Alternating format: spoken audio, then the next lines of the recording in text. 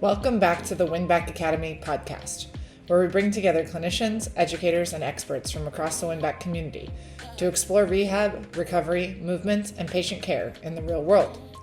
I'm your host, Ramona von Leden, PhD.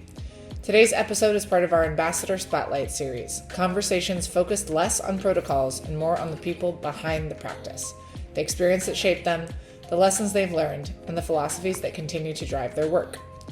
Today I'm joined by Dr. Andrea Schwab, chiropractor, Winback Ambassador, and West Coast Field Clinical Lead. Throughout her career, Andrea has combined patient care, clinical leadership, and provider development, helping both patients and clinicians perform at their highest level. Her experience spans clinical practice, team leadership, mentorship, and helping organizations build strong cultures centered around patient outcomes and professional growth. In this conversation, we talk about clinical leadership, patient trust, mentorship, technology integration, and what Andrea has learned from working both as a treating clinician and as a leader responsible for helping other clinicians succeed. Here's my conversation with Dr. Andrea.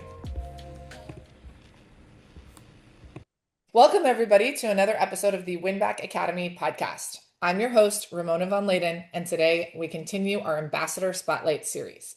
Today I'm joined by Dr. Andrea Schwab, chiropractor, Winback Ambassador, and our West Coast Field Clinical Lead. Andrea brings a unique perspective because she spent her career not only caring for patients, but also helping develop teams, mentor providers, and build strong clinical cultures. Her experience gives her insight into both what makes great patient care and what helps clinicians grow through their careers. Andrea, thank you so much for being here. I'm really excited to be here and to just share my story. Yeah, well, let's start right there. How did you first get into chiropractic? Like, what drew you to that field? Yeah, I think when it comes to the field of chiropractic, my story is very similar to a lot of other people's. Really, this goes back to uh, just having this sense of wanting to serve other people. I've been in the fitness and rehabilitation space for about 15 years now, and it's crazy to say it's been about 15 years.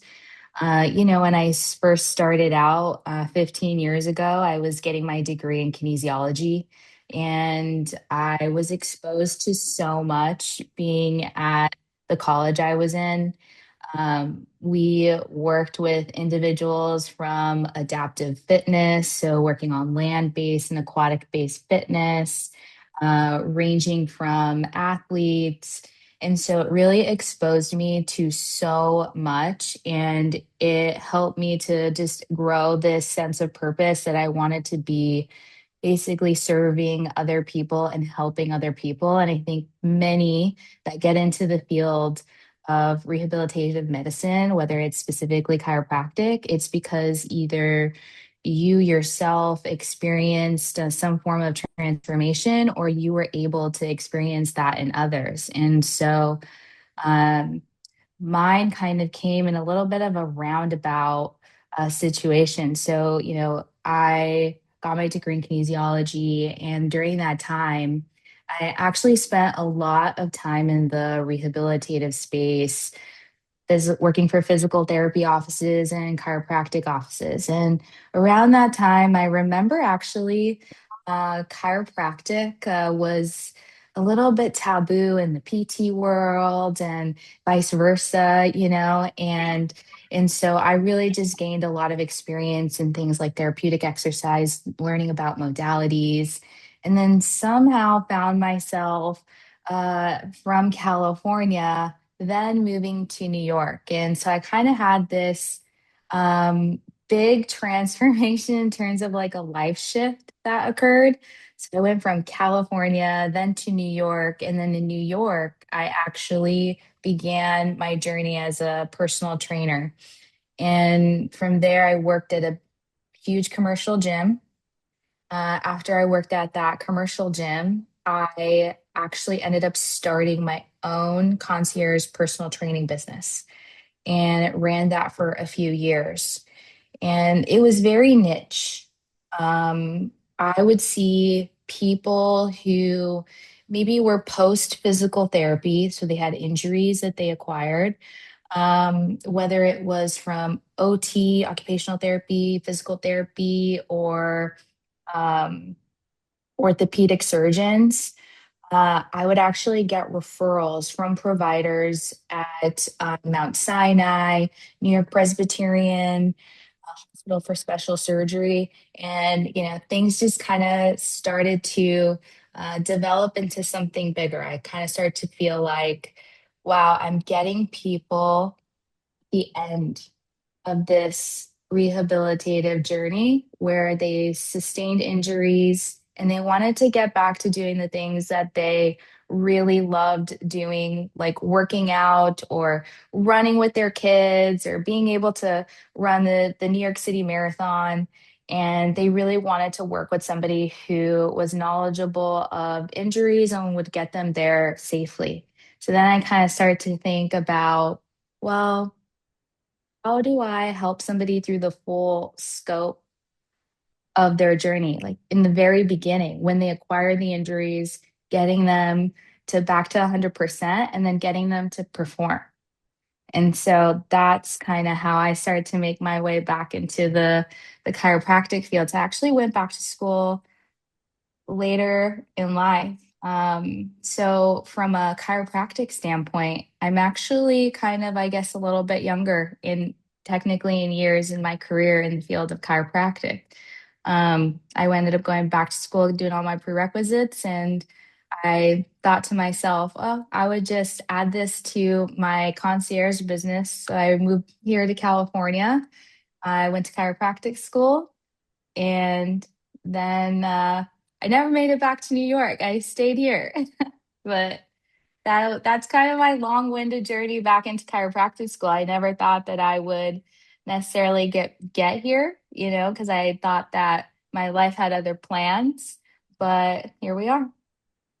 Yeah, it's really interesting. I love hearing a story like yours because sometimes the people who come into a career a little bit later in their journey have a bit more of like a reason behind it, right? Like because you've had experience, like you spent years being a personal trainer, which means you were getting hands-on, you were seeing what people were dealing with, you were hearing their stories and what they had gone through in PT or orthopedic surgery.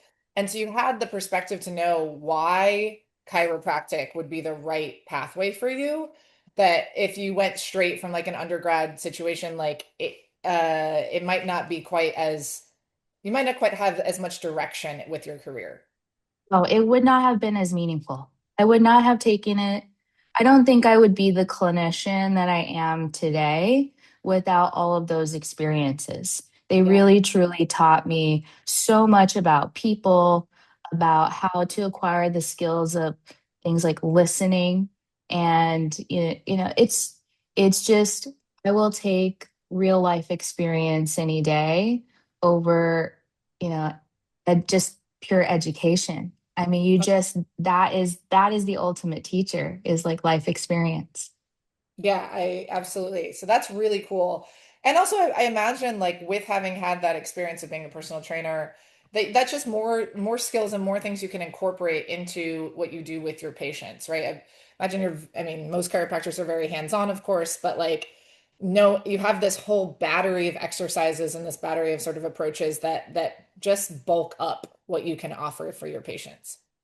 Yeah, absolutely. I think in terms of, the rehabilitative space, that's exactly what it is. Like you're rehabilitating somebody back to a normative state.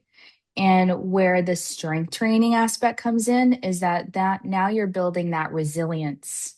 You're Mhm. building that resilience for them to withstand life or to give them improved quality of life, to get them to do things that they never thought that they would do because they were maybe burdened by age. Like they thought, oh, well, once I hit this age, it's just normal for me Right. to, have these aches, pains, to not be able or to have these constraints and limitations. And I think having the background of personal training is really able to bridge the gap between strength training and rehab and really like getting to get your patient to have true success in their life. you know? Yeah, that's really interesting. There's a common theme. A couple of the ambassadors, as I've been talking to all of you, have mentioned this idea that I think in, traditional PT or chiropractic or rehab in general, you're trying to get somebody back to a normative state. That doesn't mean that you're trying to get someone to a performance state, right? If you're working with an athlete, like, yes, you can get them, kind of through the rehab process. And now, like, are they able to start exercising again? Are they able to start doing these things again? Yes, but they're not where they were, and maybe they're not where they want to be. And that's where that extra bit of the personal training side and, the strengthening becomes so vital, because it's like, well, the goal isn't for us to get you back to normal. The goal is for us to get you back to perform, to succeed, to reach whatever goals you have. Yeah. And even normative is not necessarily, it might be their norm, but Right. we want people to be optimal in their health, right? And so then that's where we have to shuttle them to be like, all right, we got you back to baseline, but even your baseline wasn't normal. Let's get you this way, going towards Do you optimal health.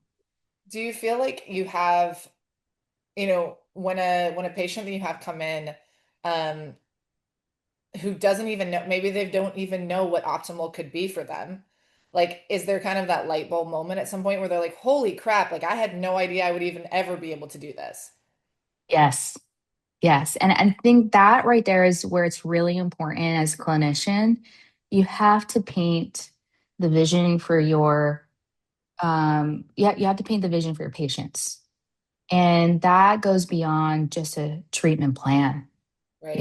A treatment plan, you could create the best treatment plan possible, but if your patient doesn't follow it, then it's not a great one. So it really is, you have to almost be this coach, to your patients, like, okay, this is what I believe is possible and this is the potential I know you have. You have to try to create mini milestones for them and successes so they gain confidence and they're like, okay, wow, I never thought I would be able to do this. Okay, well, what's the next goal? Like, let's get you there. And they're like, we can do that. And I'm like, well, we should try, you know That it's would, and it just opens up so much capacity that they just didn't know they have. And obviously, as the clinician, like, those are the things that are the most rewarding when you get to see your patients thrive when they're not in pain. It doesn't mean that there's going to be an absence of hardship and challenges that you're going to have to go through with your patients. right. But, I think that the larger vision is much more purposeful.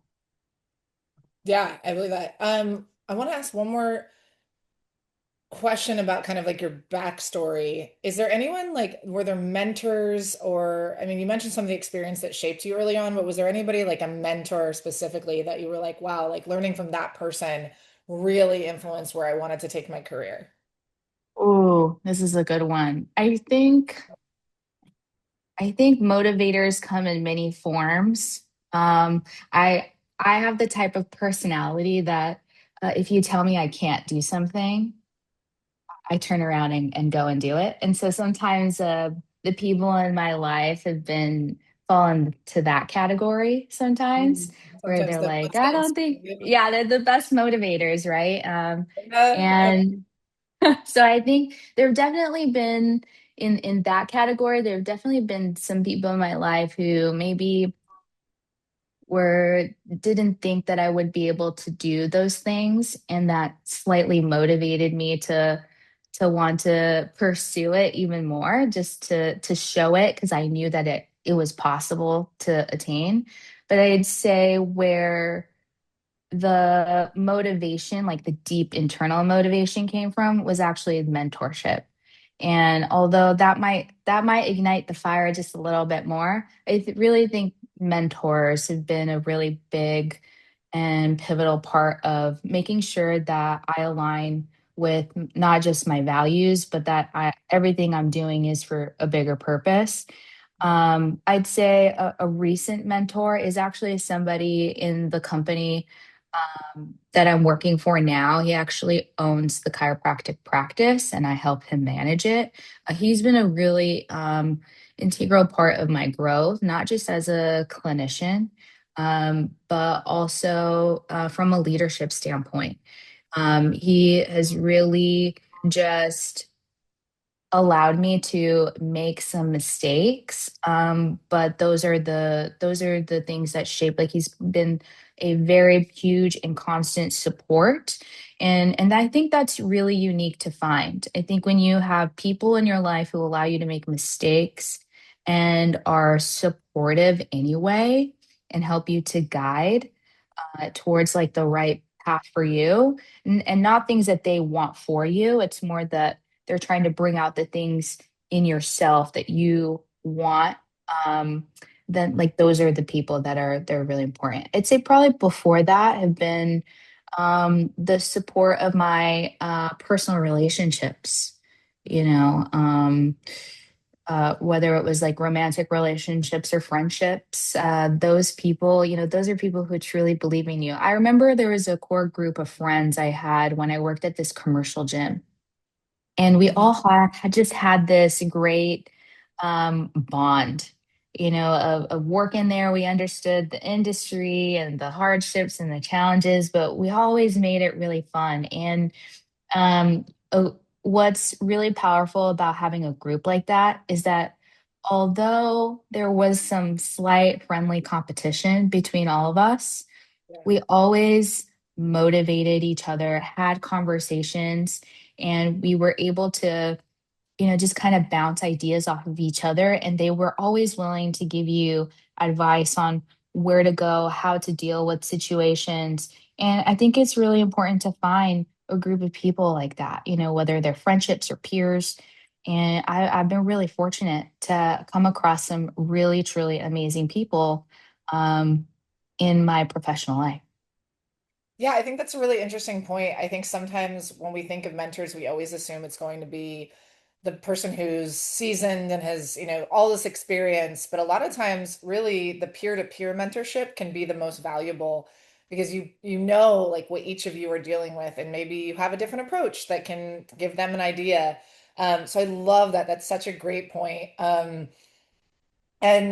so from that and from those experiences, do you think that's kind of led you to want to, I mean, in a way, we'll talk about patients in a second, but in a way, you stepped into a role with Winback and you've taken a role in your own clinic of leadership, of development, training, mentorship.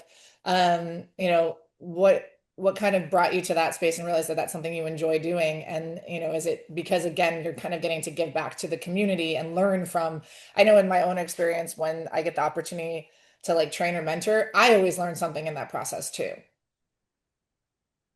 Absolutely. Um, I think when it comes to leadership or taking on some of these roles, I've always just been a doer, or I see problems. I always want to help fix them. And I think there's some gratitude in that, but there are also these challenges, like stepping into a leadership role or something in which you are now serving other people in a different capacity. It's a whole another set of skills. Absolutely. Yeah. I think that just does not get talked about enough. Like, if you were to take a high performer in a company and you're like, they check all the boxes, they do all the things, we're gonna we're gonna elevate this person into a leadership role. There is still a huge chance that they may not be the right fit for that leadership role. Is because it takes a completely different skill set. Like, it's it when you step into something like that, you have to have a really good pulse on your integrity, on your motives, and on your character. And you have to really be in a position to want to lead yourself first. And so I think as I take on more positions like through Winback, for example, I see them as not only opportunities to help other people in different ways, but I also see it as a way to grow myself, and to expand the skills that I have, and to get challenged in new ways. Because I I never want to stop. I never want to stop growing in any way, shape, or form. Like complacency to me is, oof, if you ever find me there, please slap me. Like it just you will it will never happen. It will never happen. I think, I think there are different seasons for different things, and I've loved being a personal trainer, and if I could incorporate that into my life, I would, because I love doing it. But I think that time served its purpose. Being a clinician, I love being a clinician, and I'm going to continue being a clinician for a long time. But I definitely feel like I'm ready for this other challenge, which is, the leadership work and managing a team. And then now growing beyond that and being an educator, like the best way to sharpen, the tools is just repetitions. And Right.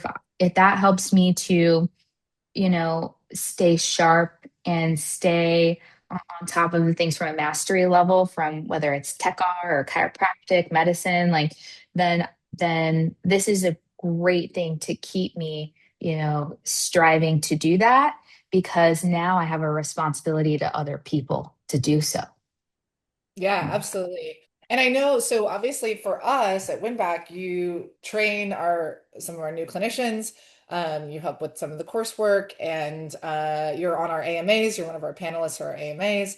You've written a lot of newsletter articles for us. So obviously, like you have a lot of material and a lot of knowledge to share. I'm curious if you could share also, because I know with that at your company in California at Stark, that you guys have your own podcast education series platform for sharing. What kind of topics do you cover with that podcast, with that Oh, education series?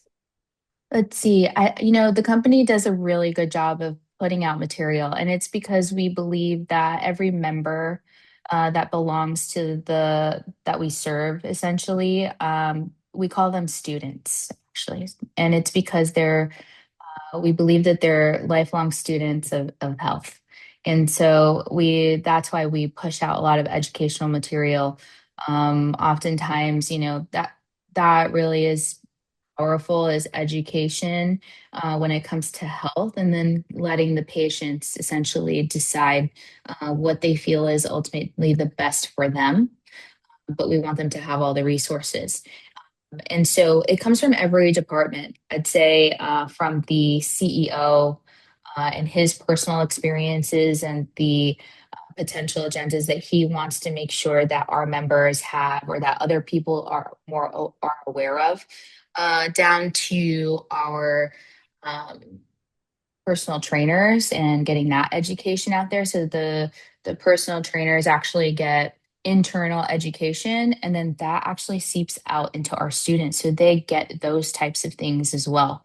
We just recently ran a joint health series, with our members, where they were able to come on to like a webinar like we're doing now, and then we did another one that was in person, so they actually got to apply some of the principles that were kind of taught in the webinar.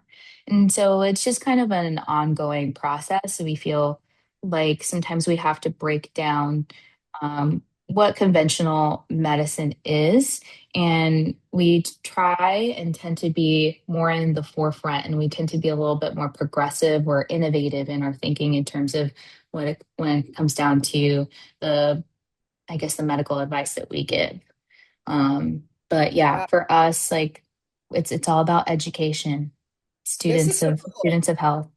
Yeah, to be honest with you, I didn't realize that the educational platform that you had was for or essentially, I mean, you're calling them your students, but your patients. I Hmm. love that model. I think that's very unique in the space. And obviously, as you just alluded to, clearly in your space, you have your chiropractors, you have your rehab people, and then you also have personal trainers. So you're really looking at that continuum of health and longevity of your students who are coming in. And so you're giving them all those tools, as you kind of alluded to earlier in our conversation, to understand what their body is capable of. And I think that's so cool. I did not realize that that's what that series was. I thought it was for other clinicians, which would also be great, but even cooler that it's for your students. Yeah, it's for our students for sure. Our CEO has a podcast. It's called Health is a Skill. And much like anything we do as clinicians, once you learn something, you have to apply it, right? You have to apply it, and then you have to gain repetitions in that. And the same thing goes with health in general. It is a skill, and a skill is acquired by consistency and repetitions, and so that's essentially how we approach not just health and for our patients, but it's also how we approach um, us as a team or as a team of clinicians in mastering our craft. So we actually have internal like onboarding that we run through every single chiropractor that comes in, and it can take anywhere between 1 to 3 months to onboard uh, a clinician, and it's because there's that much material, including tech art, right? Like it's really important that clinicians understand the science and intention behind what they're doing, and we want to give those foundations.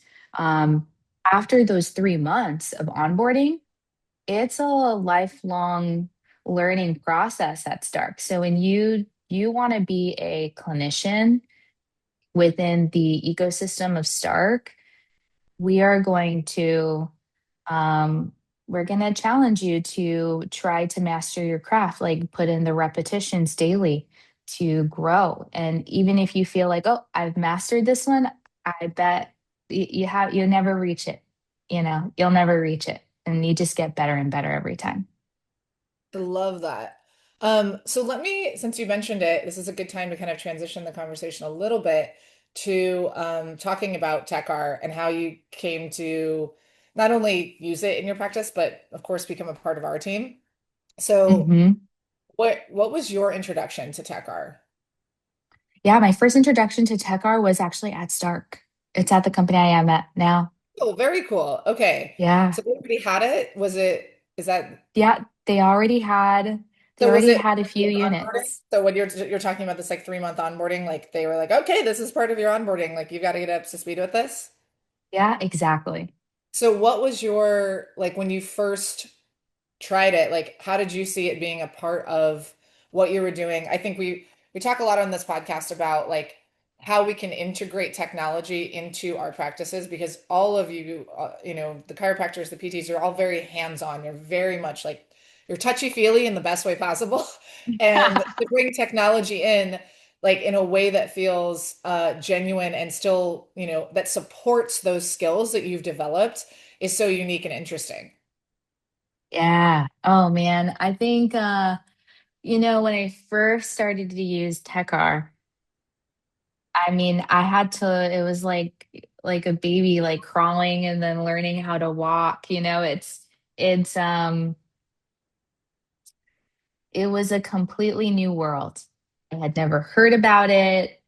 I was using it for the first time. I didn't know what the effects would be, because, now I'm treating a patient and I understand the concepts, but now I don't know if I'm going to get the outcomes because I've never had any formal education prior to this job about it, right? You just don't know.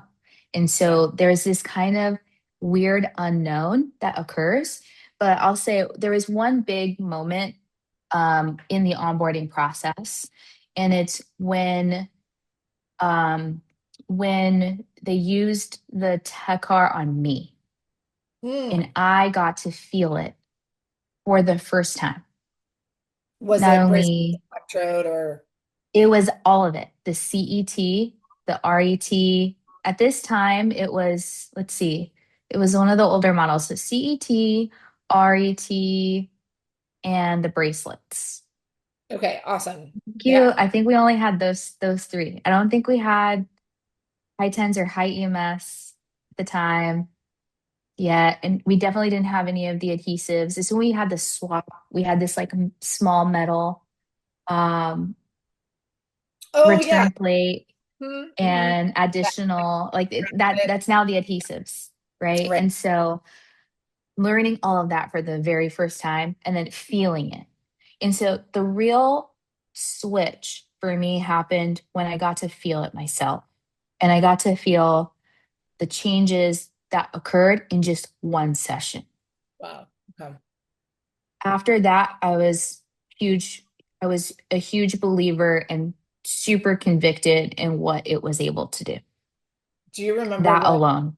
do you remember what on your body might have, like what you were working on that you were like, oh, wow, that feels different? Yeah. There were two areas, my low back and my shoulder. Those are big. Those are really big. Yeah, low back and shoulder. And that's probably the bulk of what we treat currently, but my back and my shoulder. Yeah, and I actually um I think within 6 months of being employed, I actually sustained a acute low back injury. And it was just I strained kind of like the ligaments in my erectors in my low back. But I couldn't move. I thought it was disc mediated, got an MRI, it was unremarkable. And I couldn't move. It was one of those situations where you get out of bed and you kind of log roll and like you're holding on to things because you can't, you don't want to sneeze, you don't want to bend, you don't want to do anything. Driving in the car was like everything hurts, it's stiff. I had one car session, 30 minutes. Okay, so CT, RET, bracelets doing ART adjustments. That was about 80% better. Oh my God, that's huge. And so again, it's just these personal stories that you have. And so I always highly recommend people try it on themselves because we're human. I think when we learn things from an education standpoint, really what solidifies things for us is anecdotal evidence. So as you go through these experiences and see them yourself, you become more convicted and into the thing that you're doing because you've seen it happen. I think the thing that I encourage most though in clinicians who are first trying out Techer is to not give up when they just start. Mhm. So, and it's because it may be just a circumstance of maybe not as familiar with the equipment, maybe not spending enough time in um, certain settings. It could be the way you're administering it, like how fast you're going on the patient. And so because I've seen so many stories, not just myself, but in the patients that we treat. I've seen so like just huge turnaround times in terms of pain relief, just to keep trying it. Yeah, I totally agree with that. Um, Let me ask then, okay, so since you were already a part of the team when I joined the team, how did you come to go from, as you said, being exposed to it at Stark, learning about tech art, and now becoming a field clinical lead for us and leading trainings? Wow. I was thinking about this the other day and I couldn't really remember exactly how I fell into this, but I think I remember Matthew coming to visit, and I was explaining to him how we have all of our clinicians go through then there were modules. So we went through the modules and then we would create this testing system. So we would test all of our clinicians um, on the material to see if they learned it. And then obviously from there, we work one on one with every clinician in terms of, do you truly understand, the modality that you're using that on patients? But I think through that, Matthew was really intrigued about how we were onboarding people. And then from there, slowly just started to um, just connect more with the team. And I think from there started to write, a few articles and then, just slowly transformed into teaching, just having a good knowledge base of the Techer and then just you guys invited me to teach. It's been really Yeah. awesome. Yeah, I mean, it's certainly we see as we work with different clinicians, and that's sort of the unique space that we get to land in is that, and you're a part of that now, is that we get exposure to so many different clinics across the country that when there's a clinic that's doing it differently, there's a clinic that has a unique approach, like you're talking about, like how you're onboarding people. that stands out to us. And we're like, oh, we want to learn from you too, because that helps us and how we teach our technology, how we teach our implementation, and how you can use it in your space. So we're really lucky to have you on the team. So thank you for that. And I will brag about our team. I think we might have like one of the absolute most incredible, outstanding teams out there, led, of course, by Laura, Yeah. who I think for you and Dennis, our other field lead, having that core group of you and Laura and Dennis to like bounce ideas off of and learn from is really cool. And the content that comes out from you guys is just outstanding. Like it is top notch every single time. I like know that anything you guys put out is going to be just the best that it possibly can be. Yeah, they are absolutely amazing. I mean, Laura, our educator, she's extremely knowledgeable. She goes into the nitty gritty. And so, if you were to ever come across anyone who just wants the exact science, like she's your girl, you know? Dennis, I always learn from, always. Anytime I'm in his orbit, I learn at least like one or two new tidbits, you know? And so, and it's really cool. I think, you know, especially as the profession has evolved, I think it's really nice that our titles don't dictate our circles. And I Mhm. love that Winback is full of different providers, whether it's massage therapists, athletic trainers, you know, chiropractors, physical therapists.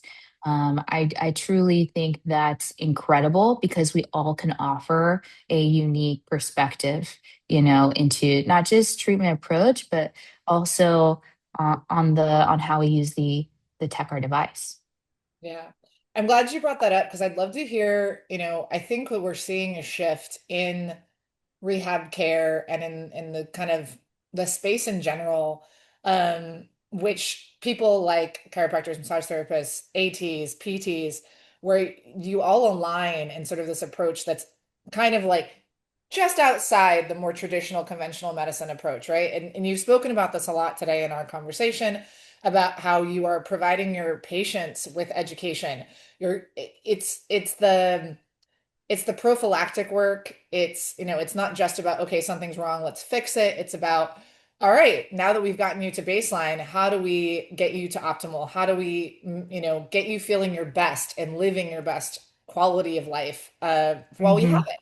And so I'd be curious, like, what excites you the most about the kind of direction that rehab care and also just care in general, because you're much more than just a rehab person, um, in the direction that it's going? Yeah, I think I'm really excited for technology.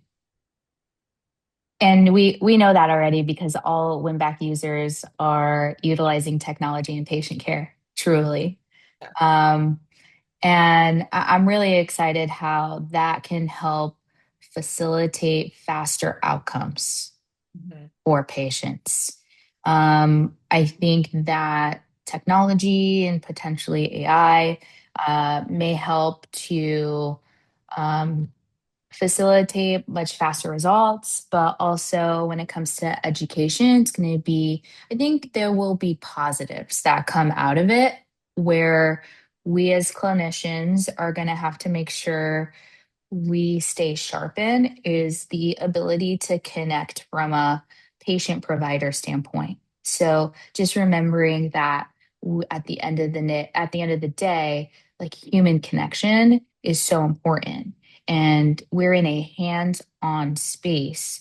And so that part will never be eliminated by technology. We will always need that aspect of things. And so, how do we utilize technology and AI to help, to help bridge the gap in terms of education and getting, faster outcomes while also maintaining that human connection? That's going to be, I really truly see that that's where things are going. Yeah, human connection. Yeah, it's interesting because I think as most things when they first come out, we've seen technology kind of be like everybody's using it and it skews way far to like to overkill, right?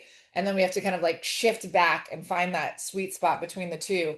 When you speak of technology, obviously we've talked about things like win back a modality, something that's more of a treatment modality, but I assume you also mean like the objective measurements, the technology that we use to understand what's going on in a person's body as well as how we treat them. Yeah, absolutely. There are so many factors like readiness, metrics that assess people's sleep. That's also going to affect your interventions that you do with them that day, right? In terms of strength training or rehab or exercises or even soft tissue, like are they going to recover? Metrics like calculating or tracking their macros, like how much protein are they induced, how much protein are they eating, how much collagen are they eating, right? Those are the building blocks and the frameworks for the things that we are currently working on, right? So if they don't have an adequate internal environment, then our treatment approaches are going to be blunted, right? We're only going to get to a certain capacity because the individual's internal environment it's only operating at a specific level. And so, therefore, orthopedic outcomes will also only reach a certain point or it will take longer. So, when the environment's not optimal, we find that maybe classic textbook approaches, like let's say it's a strain, like a grade one strain, and maybe that takes anywhere between 4 to 6 weeks to resolve. Right. A person with poor internal health, whether it's hormones, they're not getting adequate protein, or maybe lifestyle factors are an issue like gut metabolism and stress, autoimmune, all of those things factor in. Maybe those 4 to 6 weeks are now taking 8 to 12. And so this is where objective data on an individual's health, overall health, is going to be really important into potentially how we approach orthopedic health and their timeline in terms of accelerating that. And I think TechR helps.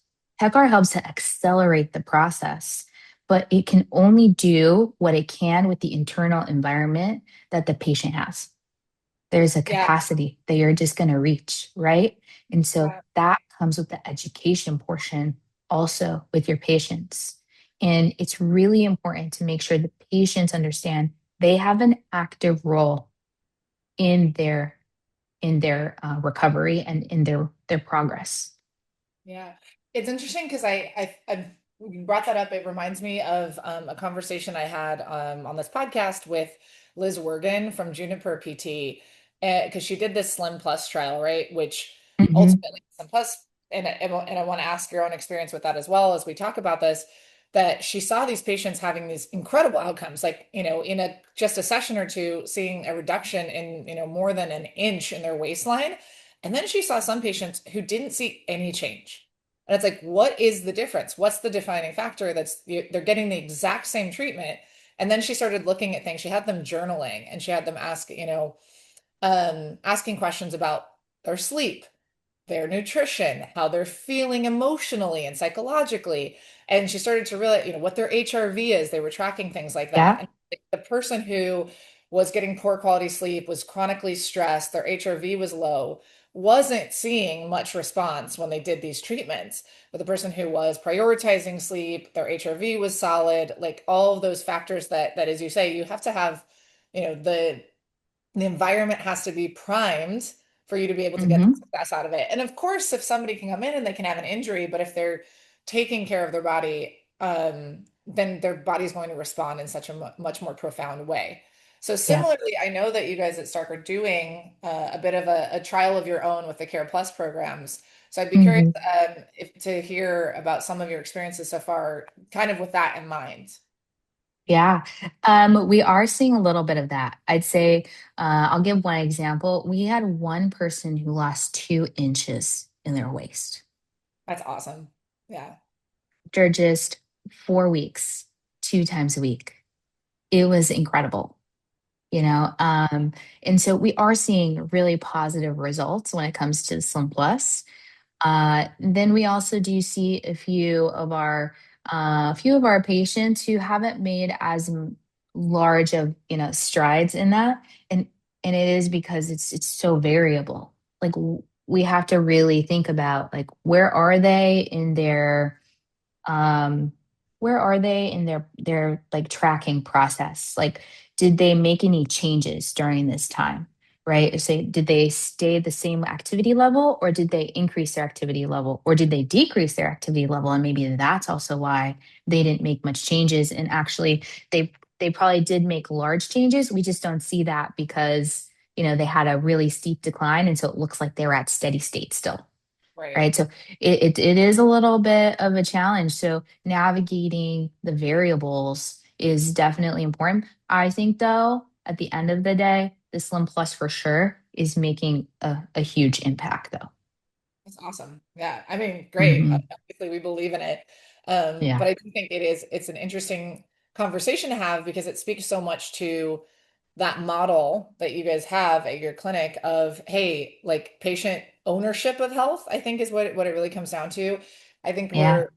even with a program like SimPlus, which is relatively passive, that doesn't mean that like you just come in and the machine does all the work and you walk out and you see this huge change, right? It's always you are involved in your health. You own the outcomes that you get.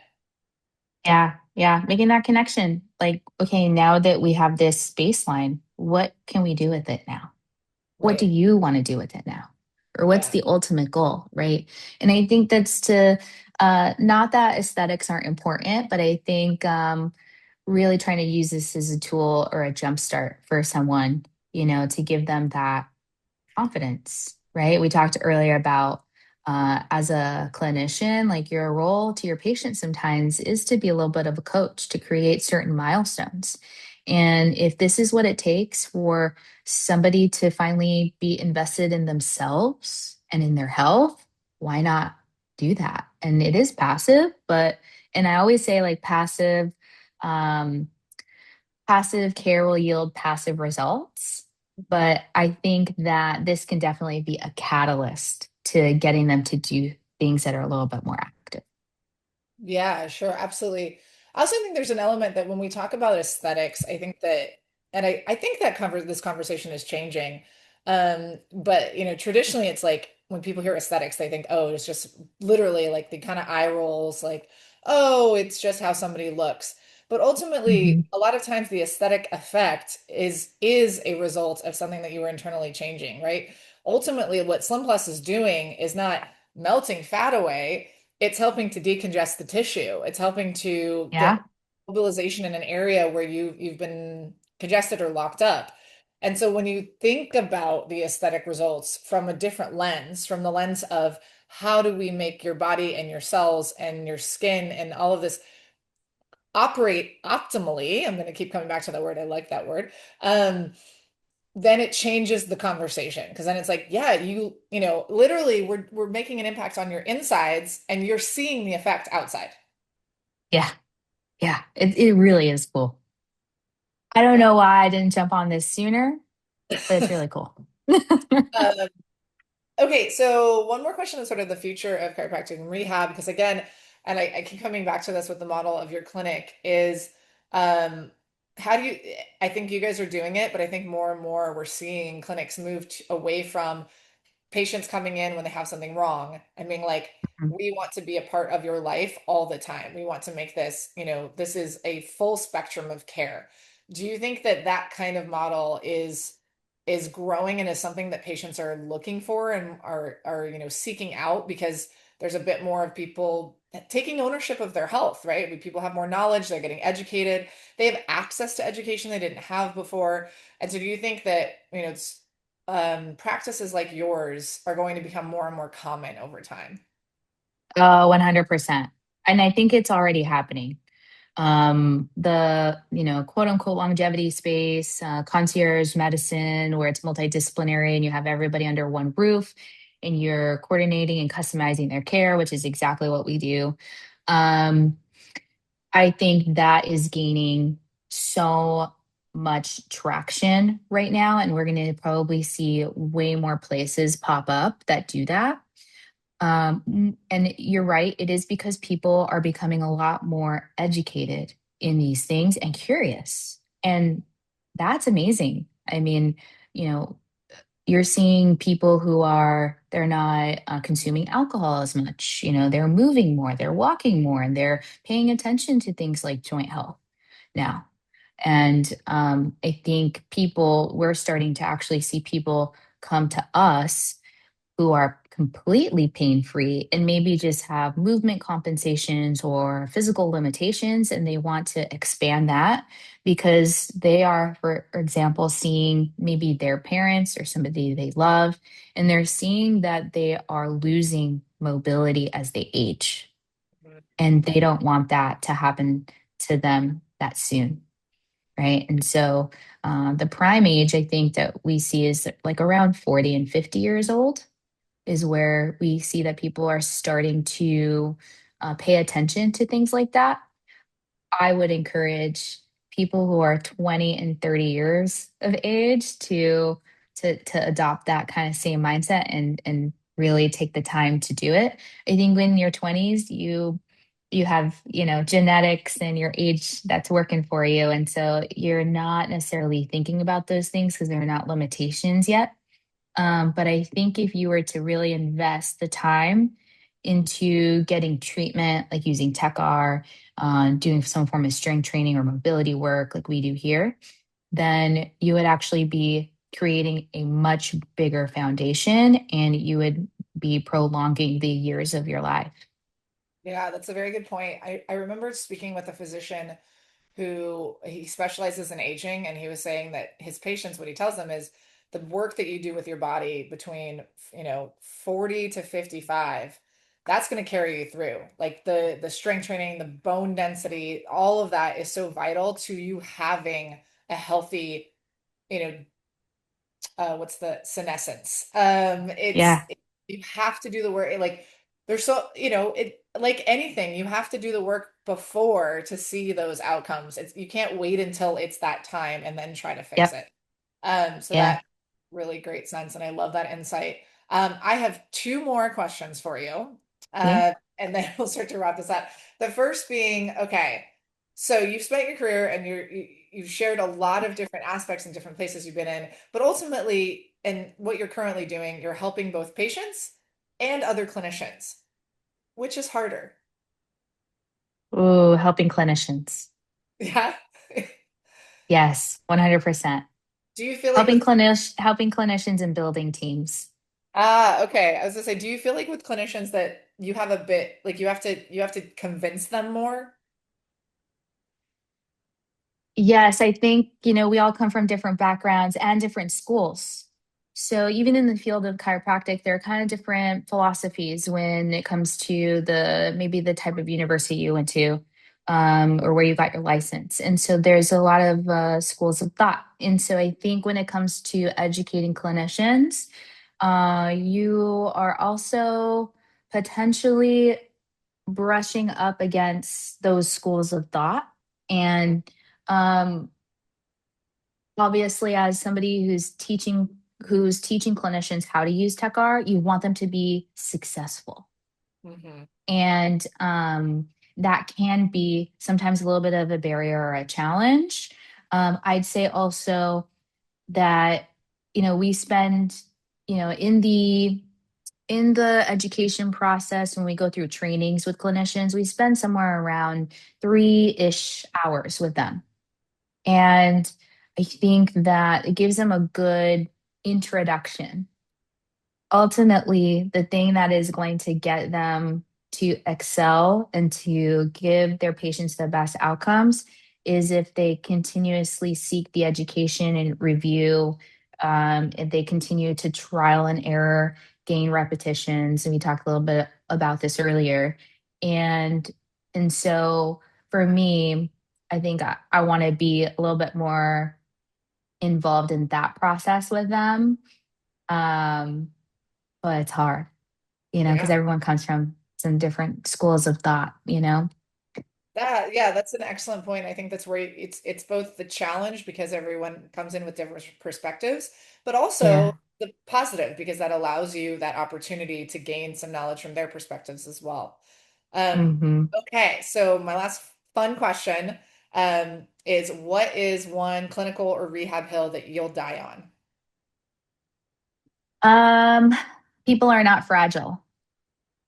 That's a good one. Okay. Yeah, I'd say your patients are not fragile. And I think I touched on this earlier, which is passive care will yield passive results. You have to challenge people. You have to challenge tissue.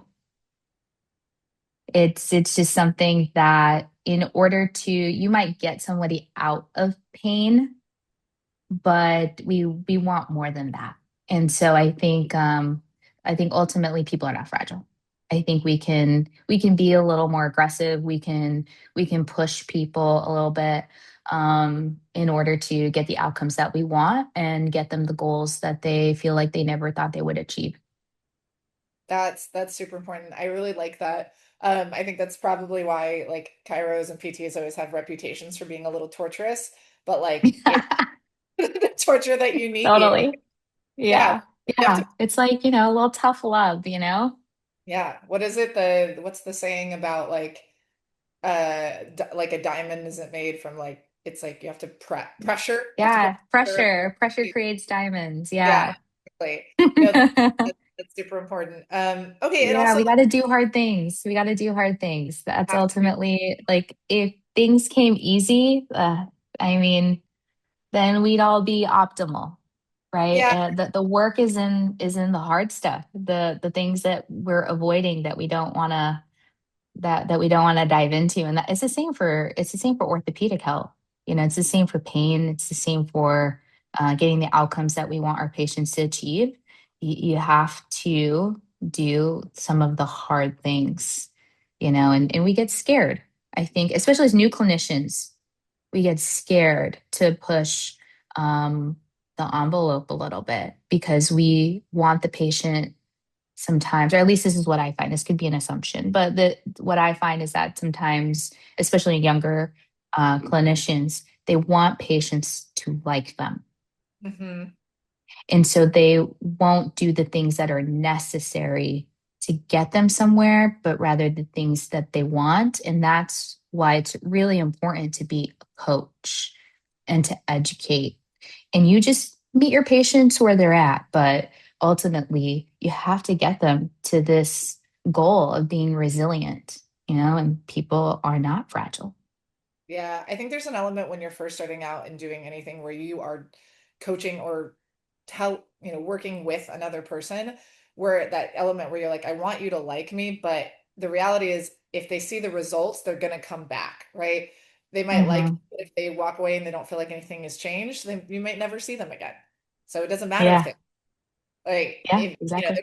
but and I think you mentioned this at the very beginning of the conversation, talking about like the things that inspired you, right? It wasn't the people that were super nice to you that like made you want to push further. It was the people who were like, yeah, maybe that's not for you. Maybe you can't do that. Like it's the people who challenged you. And I think it's the same Yeah. thing in health. Like we need the clinicians and coaches that are challenging us, not the ones that are just letting us plateau. Hmm. Exactly. Yeah. So quickly before we wrap up, I like to give everybody a chance to share how to find you. So Oh, obviously you'll hear Andrea on our Ask Me Anything podcasts. You'll see her on other educational materials for Winback, but I'd love it if you could share if somebody's in Southern California and they want to come to your clinic, like where they can find you, website, your Instagram, social media handles, any way that somebody who's interested in reaching out to you can get a hold of you. yeah, awesome. I think there are three ways. First, you can shoot me an email, aschwab@stark.health.